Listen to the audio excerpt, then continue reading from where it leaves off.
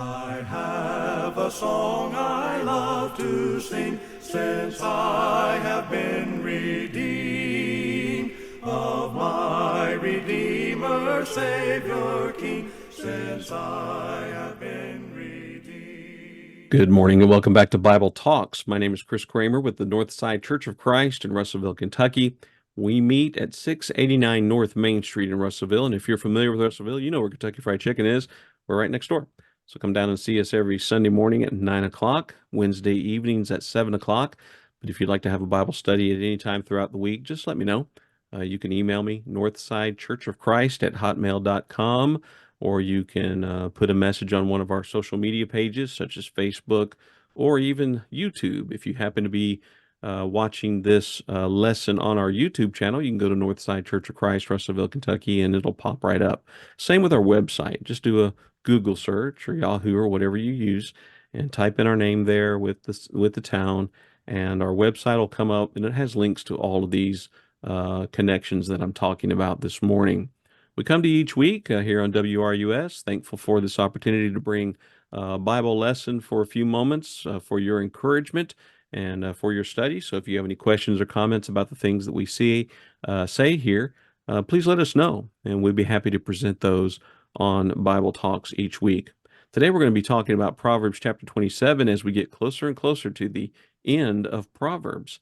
And so while you're turning your Bibles there, I want to introduce once again Nick Greenman. Good morning, Nick. Good to see you. Good morning, Chris, and looking forward to our study here in Proverbs 27. There's some true low-hanging fruit here that are oftentimes just go-to Bible passages for many preachers and students of the Bible. And so we're going to have a lot to discuss today. I'm looking forward to it. And while you are turning in your Bibles to Proverbs 27, just let me give you a briefing on where you can worship where I preach. I preach at Christian Home Church of Christ in Butler County, Kentucky. The address is 3628 Lovely Road in Morgantown, Kentucky, 42261. If you are going to tap that into a GPS system or your telephone nowadays, I don't know if GPS systems are much of a thing anymore with the new technology advancing as fast as it does. But anyway, however you find your way in Butler County to come out to Christian Home, 3628 Lovely Road is going to be the address you use. We meet at 10 o'clock, 11 o'clock for Bible class, and then an hour of worship. Then we will get together again at 5 o'clock in the afternoon for evening worship. And midweek Bible study is Wednesdays at 7. And it's going to be same place as we do our Sunday gatherings. And so come on out. We'd love to have you, love to get to know you and study with you. And my telephone number, if you want to get in touch with me directly, is 270-999-2600. All right. And so if you turn to Proverbs 27, we'll go ahead and get into our reading. There's quite a bit, and we'll try to cover as much as we can, but we want to look at this in kind of a thematic style to see what the writer's trying to say, even though there are tidbits of information as we have seen throughout Proverbs. I won't repeat everything we've said over the past few months, because if you've been following the program, you know that Proverbs is a very unique study. And some of these verses kind of stand on their own. And so in verse 1, it says, "Do not boast about tomorrow, for you do not know what a day may bring forth." And that's interesting there when we put a lot of reliance upon what may come tomorrow and make plans for tomorrow. Or um, one commentator I read said it's kind of like bragging about things that you haven't accomplished yet, with the expectation of what you're going to do. And of course, you know, we're familiar with the New Testament that teaches us that, you know, we should always say, if the Lord wills, we shall live and do this or that, as James says, because we don't know what tomorrow might bring. And so there's a lot in Proverbs that talks about making pledges and sureties and, you know, trying to pretty much guarantee that you're going to be around to do a thing. But you don't know where life's going to take you. That doesn't mean we shouldn't plan ahead. It doesn't mean that we shouldn't prepare for tomorrow. It just means put your confidence in what you're doing right now. And if there's something that needs to be done, I think the old adage is never put off until tomorrow what you can do today. What are some of your thoughts? Yeah, and so I obviously go to James, as you mentioned there, but also how the rich young ruler was it the rich young ruler that wanted to, or rich man, the farmer, whatever he was. I'm drawing a blank on it now, but he would build these barns. He says, "Now I'm going to tear down these barns, build bigger and better barns." And the master and the God said, "Fool, tonight I require your soul." So we can get so caught up in our fortunes and what we're going to achieve and gain and acquire tomorrow, and of course we're focused on the materialism at that point, right? And so we need to focus on the spiritual. We need to make sure that we are engaged in the work that we need to be engaged in. Sure, we do need to be wise about tomorrow. If we're not going to store up today, and tomorrow there comes whatever it may be, we might find ourselves hungry. So we need to be more like the ant instead of the grasshopper, and in regards to some of that. But I'm not going to be so focused and consumed with building bigger and better barns that I fail to see the importance of what I need to do today. And if I don't live to see tomorrow, then I'm ready to go. That's kind of the attitude I see. Uh, the studies that we can begin to pull out of just this first verse alone. But even Yeah. the second one is a good one too, because it says, let another praise you and not your own mouth, a stranger and not your own lips. So here's another one that you can just make an entire hour lesson on. Right. And just looking at the fact that you don't need to be a braggart about yourself and you don't need to be boasting about yourself. But if somebody else is going to recognize, your worth, that's a lot more respectable. And let somebody else's lips praise you, not your own. And of course, it looks like bragging. It looks arrogant when you're doing it, and people begin to roll their eyes, and the quote unquote, for lack of a better term, glory that you're trying to achieve by bragging about yourself is lost. But if somebody else recognizes what you've done and your value, then you are elevated. You are able to you're able to have that respect, not in your own eyes, but in the eyes of those around you. And so it's like that parable where Jesus says, don't sit up at the high seats, sit at the low seat and let somebody bring you up. Because how embarrassing is it when you take that high seat and then someone says, no, you're not worthy to sit there, go sit in the lower seat. And so be humble, and let somebody else exalt you. And that's what Jesus teaches throughout the New Testament over and over again. Humble yourself and you shall be exalted. And let God be the one to exalt you overall. We see a lot of this in the Bible when it makes the contrast between arrogance and humility. I was just thinking about the example after example we have in the Bible of those that would not seek the advice of others. Rehoboam, I believe, and seeking the advice of his friends that were more of his age than the older, wiser people that had experienced things in life. A lot of times when we get caught up in our own opinions about things, we have to make room for the fact that, my opinion it may be wrong, but my opinion might not be the best, pursuit. It doesn't mean that when we listen to other opinions that somebody's has to be the best or win over another. Sometimes you need to be humble and let other people's opinions, take forefront as well. We learn that as parents when we're raising children.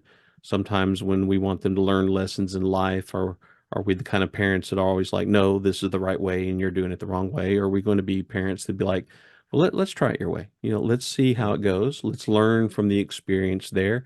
There might be failure. There might be success. Make room for other people's opinions. And because when you're looking to praise yourself, I can't help but think about Paul, the apostle, in 1 Corinthians 4, 3 through 5. And I like to read that because I really think that he puts it into a very interesting perspective about, being or about judging his own actions. And he says, but with me, it's a very small thing that I should be judged by you or by a human court. In fact, I do not even judge myself, for I know nothing. I know of nothing against myself, yet I am not justified by this. But he who judges me is the Lord. Therefore, judge nothing before the time until the Lord comes, who will both bring to light the hidden things of darkness and reveal the counsels of the hearts. Then here's my favorite part. then each one's praise will come from God. So we need to be asking ourselves the question, who, who are we trying to get praise from? We all want recognition. We all want validation is probably a better word to Mhm. use. I think we all want validation for the decisions that we make in life, the things that we do. It's nice to get a pat on the back kind of thing. You want it Mhm. to be genuine, you want it to be honest, and not because you thought it was great. I always I always Mhm. kind of get a chuckle when, after, service on Sunday, somebody will inevitably ask me, well, uh, how did church go? How was the, how was the lesson? And it's like, well, how do I Mhm. answer that? And a lot of times it's like, well, here's what somebody said about it, and here's not what I'm going to tell you I think about it because I'm the one bringing the lesson. You don't want to be arrogant about a thing. You also don't want to be overly humble to the point that act like everything that you do is a failure. Um, Mhm. and that, I'm talking a little personally there, but uh, it's nice when somebody else will, raise you up, and that's the Mhm. whole purpose of our edifying and encouraging one another in the brotherhood.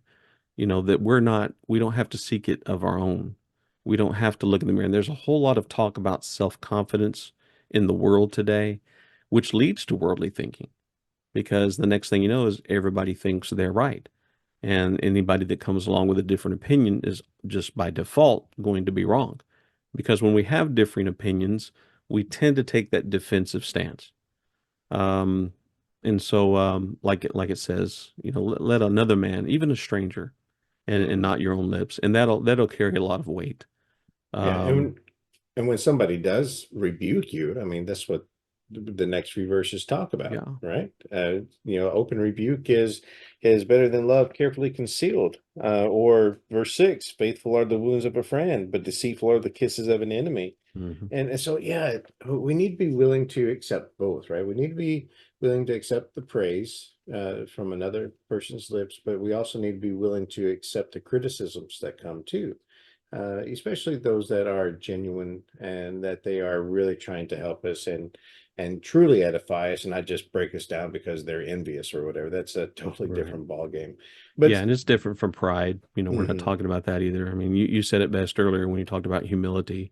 And that's exactly what you see on both ends of the spectrum, whether you're receiving a compliment, whether you're receiving a rebuke.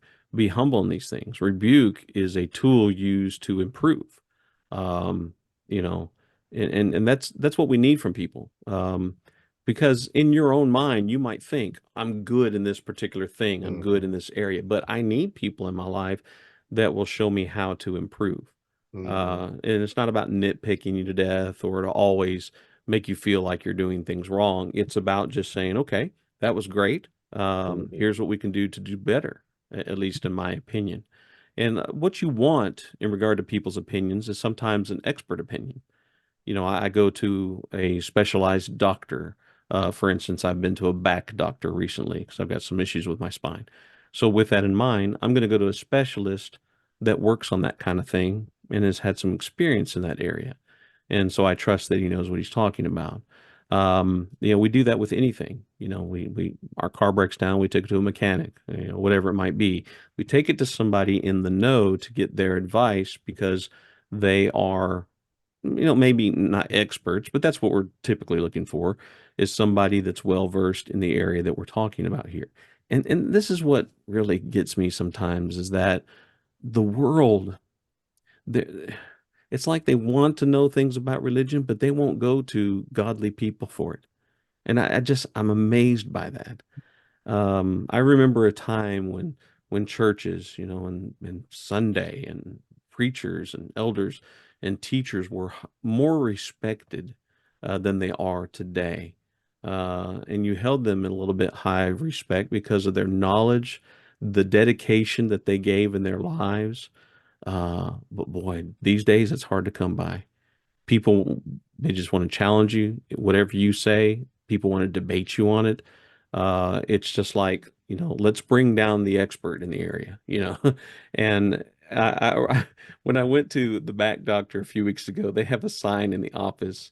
Uh, and I can't remember exactly what it said, but it said something to the effect that you'll be charged double if you come in with a diagnosis.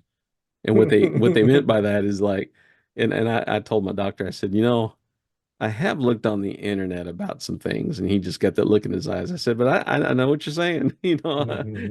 I need you to set me straight. And when I had a procedure done, I asked one of the nurses, I said, now I've got a lot of questions and I'm curious. I don't have to know them all right now. Let's do the procedure. And then after that, we can talk about things. Because they're willing to answer any question. But I said, would you recommend any YouTube videos that I could watch? She said, no. No, no, no, no, no. Do not watch any YouTube videos Mhm. regarding this back procedure.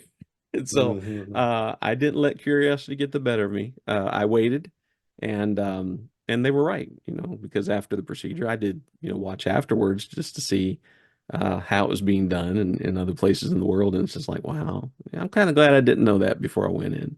Mhm. Yeah. So it's interesting the knowledge that we put into our heads. Where does it come from? And what Mhm. source are we going to? But there's a lot of verses here, and I know we're kind of getting bogged down into one particular thing.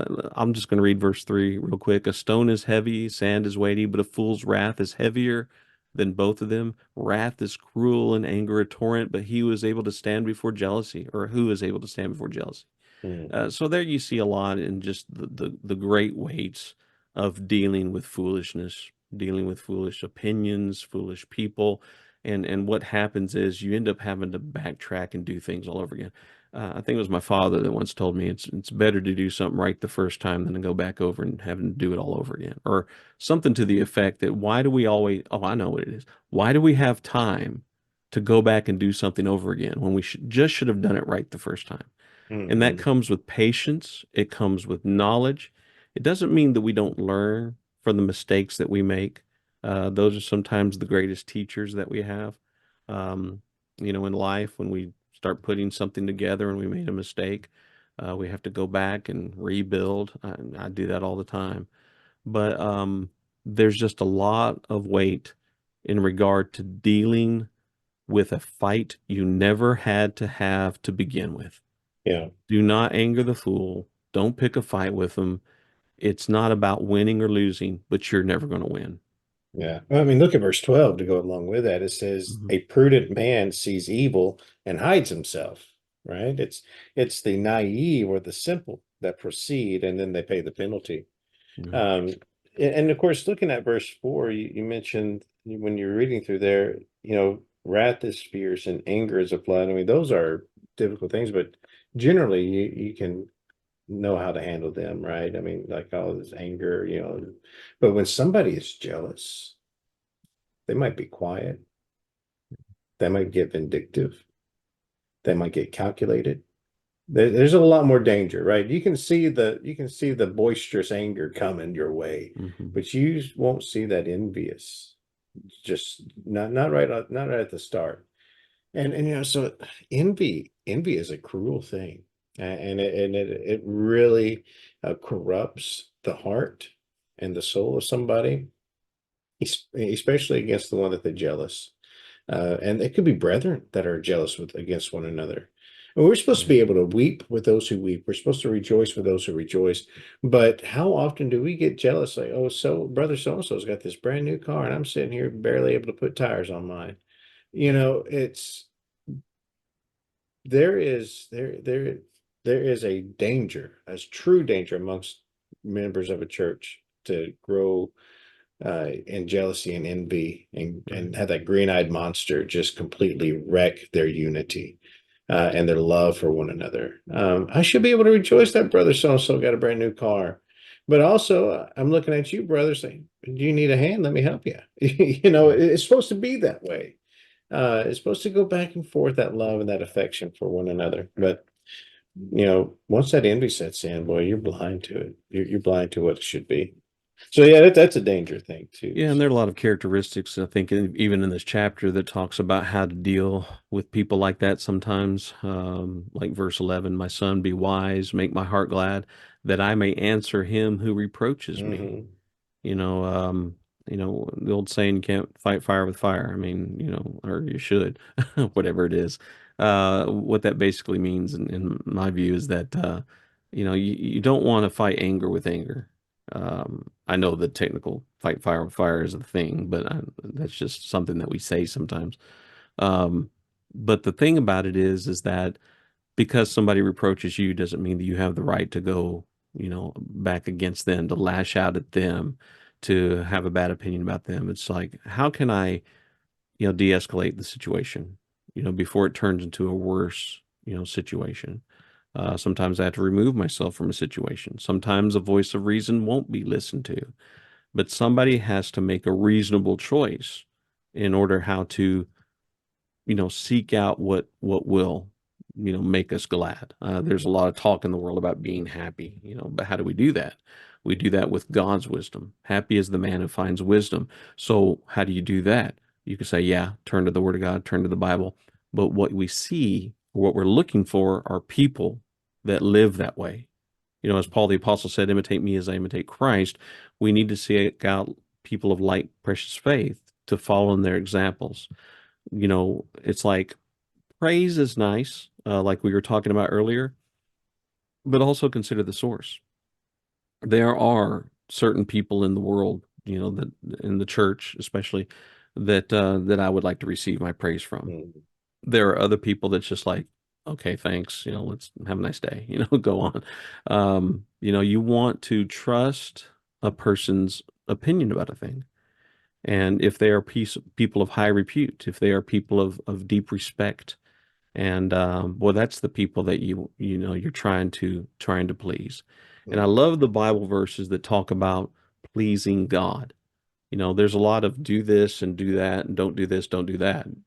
But there's also that element of pleasing God. I've always loved that term, thinking about what am I doing to make God happy? And and when I make God happy, then I will be happy in return as well. Mhm. Because you're always going to have somebody that reproaches you, but you're also going to have somebody that you can turn to in order to receive comfort in times like that. And oftentimes your friends will tell you, "Oh, hey, don't listen to that guy. You know how he is." And it's not excusing somebody's behavior. It's just saying, don't take it too seriously because you've got good people in your corner. You got good people that are on your side. And, I've had to tell people recently, hey, I'll stand up for you. I'll defend you. And, um, and that's who we want, in our lives. I've been so impressed the few times in my life as a Christian where maybe I was, attacked by somebody, verbally, doctrinally, whatever, to see brethren coming to my defense. That was one of the most comfortable or comforting experiences that I've ever had as a Christian when somebody will stand up for you. Mhm.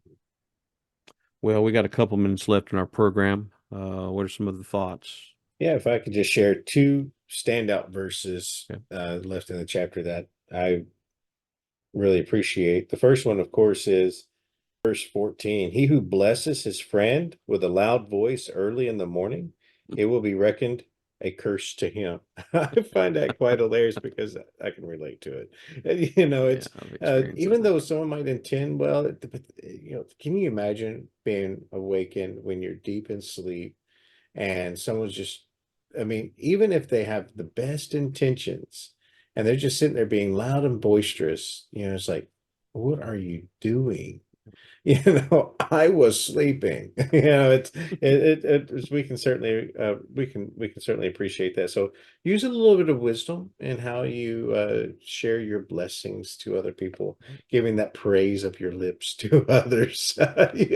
Be wise in that. Hey, But the Nick, other one, have you go ever had ahead. somebody come up behind you and just take their hand and just run it through your hair? Oh, I do it to my kids all the time. Well, Yeah, do they hate it? yeah, they hate it.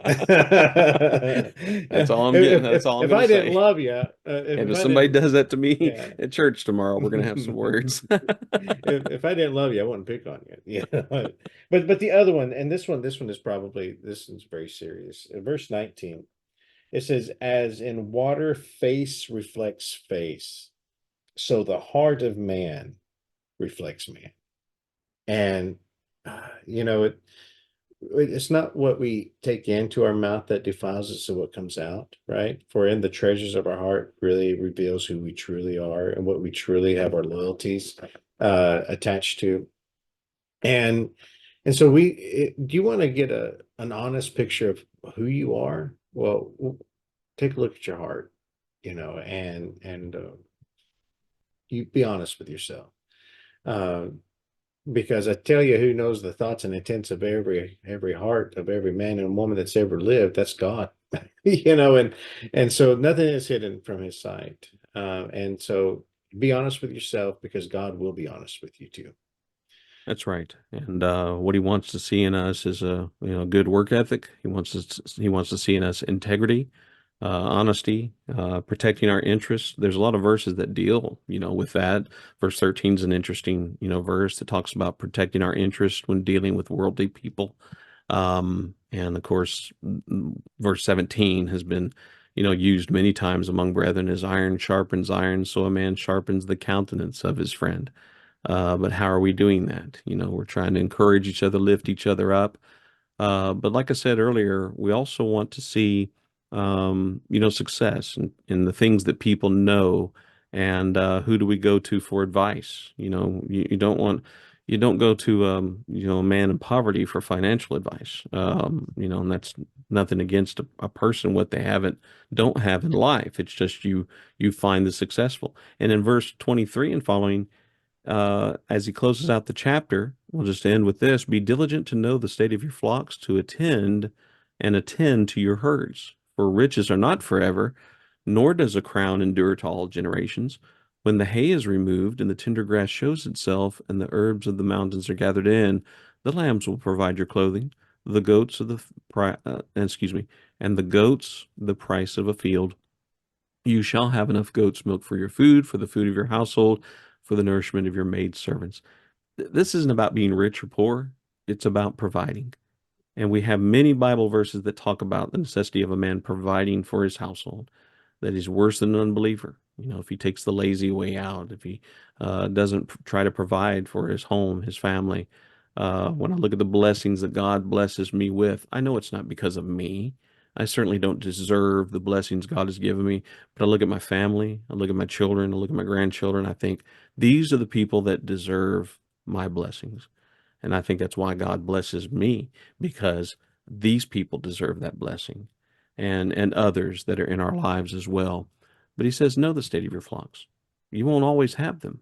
So what will you do to prepare for the day when you might not have them? We talked about earlier in the program from verse 1 and following about that mindset of being prepared for what tomorrow might bring and being wise about it, but doing a good work today. I generally like to believe if we do a good work today, tomorrow's generally going to go well also. But if we keep saying we're going to put it off till tomorrow, next week comes, the week after that, then a month, then a year, and then the things you've been talking about for 5 years, you haven't accomplished yet because you just haven't done it. And so we need to motivate ourselves to get the work done. Well, Nick, it's been good being with you today. Looking forward to our studies next week as we get into Proverbs chapter 28. Just a few more chapters. So if hang in with us, and we'll be getting through Proverbs, and then have that nice tidy study behind us, and we'll get back to looking at some of the books of the Bible. We want to thank everybody for joining us today, and we'll see you next time on Bible Talks. Since I have been redeemed, since I have been redeemed, I will glory in his name. Since I have been redeemed, since I have been redeemed, I will glory in my Savior's name.